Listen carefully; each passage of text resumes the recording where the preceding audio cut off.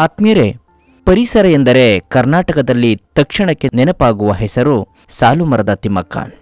ವೃಕ್ಷಮಾತೆ ಎಂದು ಸಹ ಇವರನ್ನು ಕರೆಯುತ್ತಾರೆ. ನೂರಾರು ಸಸಿಗಳನ್ನು ನೆಟ್ಟು ಪರಿಸರಕ್ಕೆ ಕೊಡುಗೆ ನೀಡಿರುವಂತಹ ತಿಮ್ಮಕ್ಕ ತಾವು ನೆಟ್ಟ ಸಾಲು ಸಸಿಗಳಿಂದಲೇ ಸಾಲುಮರದ ತಿಮ್ಮಕ್ಕ ಎಂಬ ಹೆಸರನ್ನು ಪಡೆದುಕೊಂಡರು. ಪರಿಸರಕ್ಕೆ ಸಾಲುಮರದ ತಿಮ್ಮಕ್ಕ ನೀಡಿರುವಂತಹ ಕೊಡುಗೆಯ ಬಗ್ಗೆ ತಿಳಿದು ಅದೆಷ್ಟೋ ರಾಷ್ಟ್ರೀಯ ಮತ್ತು ಅಂತಾರಾಷ್ಟ್ರೀಯ ಸಂಸ್ಥೆಗಳು ಅವರನ್ನು ಗೌರವಿಸಿವೆ. ಆತ್ಮೀಯರೇ, ತುಮಕೂರು ಜಿಲ್ಲೆಯ ಗುಬ್ಬಿ ತಾಲೂಕಿನಲ್ಲಿ ತಿಮ್ಮಕ್ಕರವರು ಜನಿಸ್ತಾರೆ. ತಂದೆ ಚಿಕ್ಕರಂಗಯ್ಯ, ತಾಯಿ ವಿಜಯಮ್ಮ. ಶಾಲೆಗೆ ಹೋಗಲು ಸಾಧ್ಯವಾಗದಿದ್ದ ಕಾರಣ ತಿಮ್ಮಕ್ಕ ಮೊದಲು ದನಕರುಗಳನ್ನು ಮೇಯಿಸುತ್ತಿದ್ದರು. ನಂತರ ಹತ್ತಿರದ ಒಂದು ಕಲ್ಲುಗಣಿಯಲ್ಲಿ ದಿನಗೂಲಿ ನೌಕರರಾಗಿ ಕೆಲಸವನ್ನು ಮಾಡ್ತಾಯಿದ್ರು. ಇವರು ಚಿಕ್ಕಯ್ಯ ಎಂಬ ಒಬ್ಬ ದನ ಕಾಯುವವನನ್ನು ಸುಮಾರು 12 ವರ್ಷಗಳ ವಯಸ್ಸಿನಲ್ಲಿ ಮದುವೆಯಾಗ್ತಾರೆ. ಚಿಕ್ಕಯ್ಯ ಅವರು ರಾಮನಗರ ಜಿಲ್ಲೆಯ ಮಾಗಡಿ ತಾಲೂಕಿನ ಹುಲಿಕಲ್ ಗ್ರಾಮದವರು. ಮದುವೆಯಾಗಿ ಅದೆಷ್ಟೋ ವರ್ಷಗಳಾದರೂ ತಿಮ್ಮಕ್ಕ ಅವರಿಗೆ ಮಕ್ಕಳಾಗಲಿಲ್ಲ. ಹೀಗಾಗಿ ತಿಮ್ಮಕ್ಕ ಮಕ್ಕಳಿಲ್ಲದ ದುಃಖವನ್ನು ಮರೆಯಲು ರಸ್ತೆಯ ಬದಿಗಳಲ್ಲಿ ಆಲದ ಸಸಿಗಳನ್ನು ನೆಡಲು ಪ್ರಾರಂಭಿಸ್ತಾರೆ. ಕುದೂರಿನಿಂದ ಹುಲಿಕಲ್ ತನಕ ಇರುವ ರಾಜ್ಯ ಹೆದ್ದಾರಿ 94ರಲ್ಲಿ ತಿಮ್ಮಕ್ಕರವರು ಆಲದ ಸಸಿಗಳನ್ನು ನೆಟ್ಟರು. ತಿಮ್ಮಕ್ಕ ಅವರ ಹಳ್ಳಿಯ ಬಳಿ ಆಲದ ಮರಗಳು ಹೇರಳವಾಗಿದ್ದವು. ತಿಮ್ಮಕ್ಕ ಮತ್ತು ಅವರ ಪತಿ ಆ ಮರಗಳಿಂದ ಸಸಿಗಳನ್ನು ಕಸಿ ಮಾಡಲು ಪ್ರಾರಂಭಿಸಿದರು. ಮೊದಲ ವರ್ಷದಲ್ಲಿ 10 ಸಸಿಗಳನ್ನು ನೆರೆಯ ಕುದೂರು ಹಳ್ಳಿಯ ಬಳಿ 4 ಕಿಲೋಮೀಟರ್ ಉದ್ದಳತೆಯಲ್ಲಿ ಸಸಿಗಳನ್ನು ನೆಟ್ಟರು. 2ನೇ ವರ್ಷ 15, 3ನೇ ವರ್ಷ 20 ಸಸಿಗಳನ್ನು ನೆಟ್ಟರು.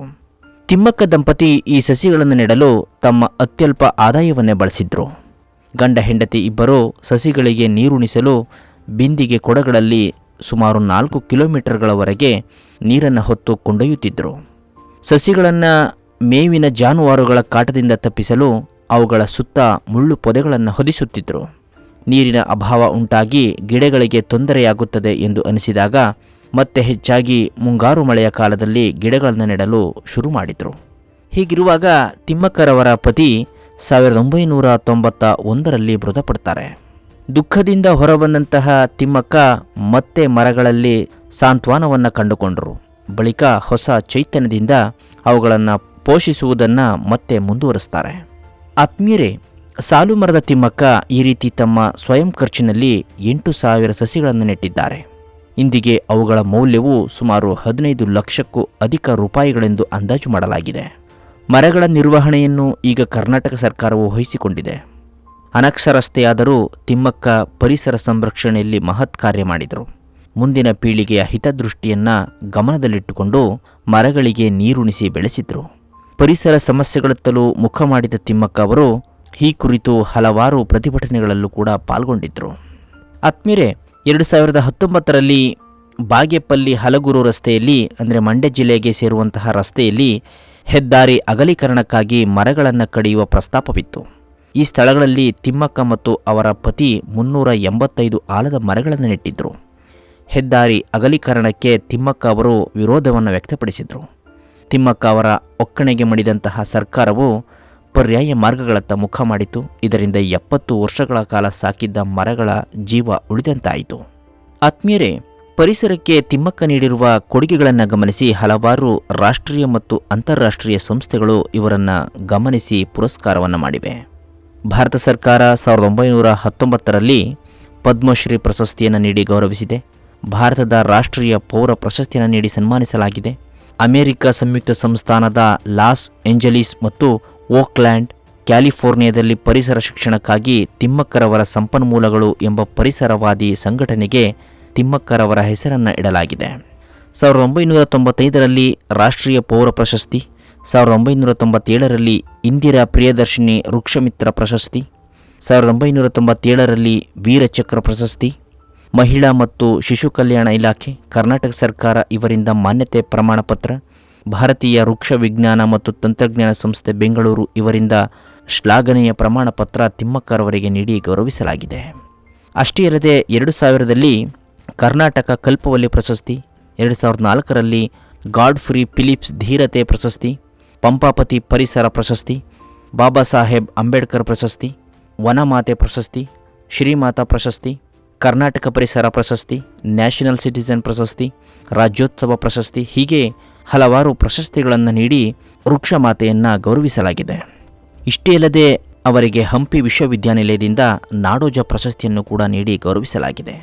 2016ರಲ್ಲಿ ಬಿಬಿಸಿಯಿಂದ ತಿಮ್ಮಕ್ಕರವರನ್ನು ವಿಶ್ವದ ಅತ್ಯಂತ ಪ್ರಭಾವಶಾಲಿ ಮತ್ತು ಸ್ಫೂರ್ತಿದಾಯಕ ಮಹಿಳೆಯರಲ್ಲಿ ಒಬ್ಬರು ಎಂದು ಪಟ್ಟಿ ಮಾಡಲಾಗಿದೆ. ಕರ್ನಾಟಕ ಸರ್ಕಾರವು ತಿಮ್ಮಕ್ಕ ಅವರಿಗೆ ಕ್ಯಾಬಿನೆಟ್ ದರ್ಜೆಯ ಸ್ಥಾನವನ್ನು ಕೂಡ ನೀಡಿತ್ತು. ತಿಮ್ಮಕ್ಕ ಅವರನ್ನು ಪರಿಸರ ರಾಯಭಾರಿಯನ್ನಾಗೂ ಕೂಡ ನೇಮಕ ಮಾಡಿತ್ತು.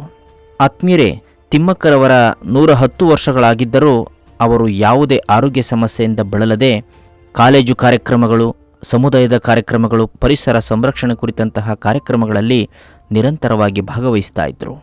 ನಮ್ಮ ದೇಶ ಕಂಡ ಮಹನೀಯ, ಸಮಾಜ ಕಳಕಳಿಯುಳ್ಳ, ಪರಿಸರ ಸಂರಕ್ಷಣೆಯ ಜ್ಞಾನವುಳ್ಳ ಈಕೆ ನಮ್ಮನ್ನು ಅಗಲಿದ್ದು ನವೆಂಬರ್ 14, 2025ರಲ್ಲಿ. ಆತ್ಮೀಯರೇ, ಸಾಧನೆ ಮಾಡಲು ಯಾವುದೇ ಪದವಿ, ನೆರವು, ಅವಕಾಶದ ಅಗತ್ಯವಿಲ್ಲ. ಕಾಯಕ ನಿಷ್ಠೆ ಇಟ್ಟುಕೊಂಡು ಎಲ್ಲರಿಗೂ ಒಳ್ಳೆಯದನ್ನು ಮಾಡಬೇಕು ಎಂಬ ಧ್ಯೇಯ ಇದ್ದರೆ ಜಗತ್ತನ್ನೇ ಬದಲಾವಣೆ ಮಾಡುವ ಶಕ್ತಿ ಆಗಬಹುದು ಎಂಬುದಕ್ಕೆ ತಿಮ್ಮಕ್ಕರವರೇ ನಿಜಕ್ಕೂ ನಿದರ್ಶನ ಅಂದರೆ ತಪ್ಪಾಗಲಾರದು. ತಿಮ್ಮಕ್ಕ ಅವರು ತಮಗೆ ತಾವೇ ಅವಕಾಶವನ್ನು ಮಾಡಿಕೊಂಡು ಸಾಧನೆ ಮಾಡಿದ ಮಹಿಳೆಯಾಗಿದ್ದಾರೆ. ಅವರ ಸಾಧನೆ ಮುಂದೂ ಕೂಡ ಚಿರಸ್ಥಾಯಿಯಾಗಿ ಉಳಿಯಲಿದೆ. ಆತ್ಮೀಯರೇ, ಸಮುದಾಯದಲ್ಲಿರುವಂತಹ ಪ್ರತಿಯೊಬ್ಬ ವ್ಯಕ್ತಿಯೂ ಇಂತಹ ಮಹನೀಯರ ವ್ಯಕ್ತಿಗಳ ವಿಚಾರಗಳನ್ನು ಓದ್ತಾ ಅದನ್ನು ಅಳವಡಿಸ್ಕೊಳ್ತಾ ನಮ್ಮ ಬದುಕನ್ನು ಉತ್ತಮ ಮಾರ್ಗ ಕಡೆಗೆ ಕೊಂಡೊಯ್ದಾಗ ನಮ್ಮ ಬದುಕು ಸಾರ್ಥಕವಾಗುತ್ತದೆ. ಏಕೆಂದರೆ ನಾವು ಏನಾದರೂ ಒಂದು ಕೆಲಸವನ್ನು ಮಾಡಬೇಕು ಅಂತಂದಾಗ ಅದಕ್ಕೆ ಹಲವಾರು ಅಡ್ಡಿ ಆತಂಕಗಳು ಬರಬಹುದು ಅಥವಾ ಸಮಸ್ಯೆಗಳು ಉಂಟಾಗಬಹುದು. ಅವುಗಳನ್ನೇ ನಾವು ಅಸ್ತ್ರಗಳನ್ನಾಗಿ ಉಪಯೋಗಿಸಿಕೊಂಡು ನಾವು ಯಾವ ಕೆಲಸವನ್ನು ಮಾಡಲಿಕ್ಕೆ ಮುಂದೋಗ್ತಾ ಇದ್ದೇವೋ ಅದನ್ನು ಶ್ರದ್ಧೆಯಿಂದ, ಪ್ರಾಮಾಣಿಕತೆಯಿಂದ, ಕಠಿಣ ಪರಿಶ್ರಮದಿಂದ ಮಾಡಿದಾಗ ನಾವು ಖಂಡಿತವಾಗಲೂ ಯಶಸ್ಸನ್ನು ಕಂಡೇ ಕಾಣ್ತೇವೆ. ಮನುಷ್ಯನಾಗಿ ಹುಟ್ಟಿದ ಮೇಲೆ ಪರಿಸರ ಸಂರಕ್ಷಣೆಯನ್ನು ಮಾಡಬೇಕು, ನೈಸರ್ಗಿಕ ಸಂಪತ್ತನ್ನು ಉಳಿಸಿ ಬೆಳೆಸಬೇಕಿದೆ. ಇಂತಹ ಕಾರ್ಯಕ್ಕೆ ಹಲವಾರು ಮಹನೀಯರು ಕೈಜೋಡಿಸಿ ಇಂದಿಗೂ ಕೂಡ ಉತ್ತಮ ಪರಿಸರ ನಿರ್ಮಾಣಕ್ಕಾಗಿ ಶ್ರಮವನ್ನು ವಹಿಸಿ ನಮಗೆ ಉತ್ತಮವಾದಂತಹ ಗಾಳಿ, ಬೆಳಕು, ಒಳ್ಳೆಯ ವಾತಾವರಣ ಸಿಗಲಿಕ್ಕೆ ಸಾಧ್ಯವಾಯಿತು.